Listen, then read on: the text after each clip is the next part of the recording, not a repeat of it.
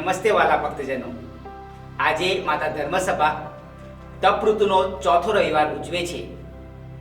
તપઋતુનો એકમાત્ર હેતુ એ છે કે આપણે હૃદય પલટો કરીને પાપના રસ્તેથી પાછા વળી જઈને શુભ સંદેશના માર્ગે ચાલીએ। યંત્ર તંત્ર અને સર્વત્ર જ્યાં પાપનું સામ્રાજ્ય હોય એવા વાતાવરણમાં આપણને શુભ સંદેશમાં શ્રદ્ધા રાખીને તે મુજબ જીવવાનું આહવાન છે। આ મોટી કસોટીરૂપ આહવાન છે, પણ ઈશ્વર આપણી નબળાઈઓથી સુપરિચિત છે।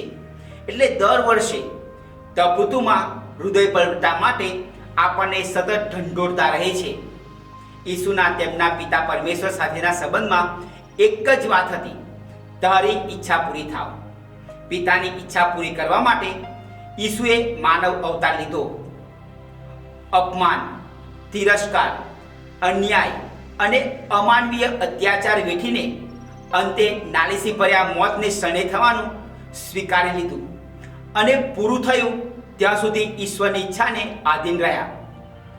દુનિયાવી પિતા પુત્ર વચ્ચે પુત્ર યુવાન થતાં જ ઘર્ષણ શરૂ થઈ જાય ત્યારે પુત્ર પિતાના પ્રેમની કદર કરવાને બદલે તેમની સાથે સંબંધ તોડી નાખતા ખચકાતો નથી। માનવ સમાજમાં આવા દાખલા સામાન્ય થઈ ગયા છે। ઈસુએ કહેલા ખોવાયેલા કે ઉદાવ દીકરાની દ્રષ્ટાંત કથા દ્વારા ઈસુ પરમેશ્વર પિતાનો તેમના સંતાન એવા માનવ માત્ર માટેના બિનશરતી પ્રેમ વિશે સમજાવે છે। પોતાની વિરુદ્ધ જઈને પોતાના ભાગની મિલકત ઉડાવીને પાછો આવનાર દીકરાને પિતા સામેથી મળવા દોડી જાય છે અને તે માફીનો એક પણ શબ્દ ઉચ્ચારે એ પહેલા એને ગળે વળગાડીને ભેટી પડે છે। માનવી પાપ સામે અત્યંત નબળો છે અને તેથી ઈશ્વર આપણા પાપો આજીવન વારંવાર માફ કરીને આપણને ફરીને ફરી ભેટવા તૈયાર છે, અને તે પણ કોઈ શરત સિવાય। ઈશ્વર માફી આપે છે તે વેળાએ પણ જાણે છે કે આપણે બીજી જ પડે પાપમાં પડીશું, પણ ઈશ્વર એ ક્ષણને જ ધ્યાનમાં રાખે છે। તે આપણી ભૂતકાળની ભૂલો કે ભવિષ્યમાં થનાર ભૂલોને ધ્યાનમાં લીધા વિના જ આપણે જ્યારે પણ તેમની પાસે પાછા ફરીએ છીએ ત્યારે હાથ ફેલાવીને એટલા જ પ્રેમથી આપણને સ્વીકારે છે અને આપણે તેની પાસે પાછા ફર્યા તેનો ઉત્સવ મનાવે છે। ઈશ્વર આપણે પસ્તાવા સભર હૃદયથી તેમની પાસે દોડી જઈએ ને માફી માંગીએ એટલું જ ઈચ્છે છે। દુનિયાવી વ્યવહારમાં રોજિંદી વાતચીતમાં માનવીએ ઈશ્વરનું ચિત્ર એક કડક પોલીસ અધિકારી તરીકેનું બનાવી દીધું છે, જે આપણા ગુનાઓ શોધવા અને શિક્ષા કરવા તત્પર હોય।